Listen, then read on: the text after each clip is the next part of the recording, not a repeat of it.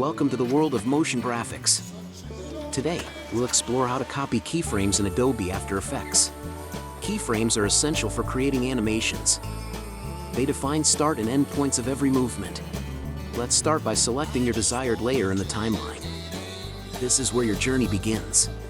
Next, hold Ctrl or CMD on Mac and click on the keyframes you want to copy. Use Ctrl+C or CMD+C to copy these keyframes. Simple and quick. Now, move to the timeline where you want to place these keyframes and press Ctrl+V or CMD+V. After pasting, review your animation to ensure seamless transitions. Adjust as needed. Copying keyframes saves time and enhances creativity. Experiment with different settings. Practice makes perfect.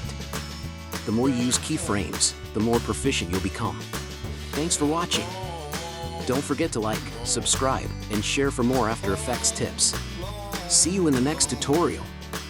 Keep animating and inspiring. Remember, every great animation starts with mastering the basics.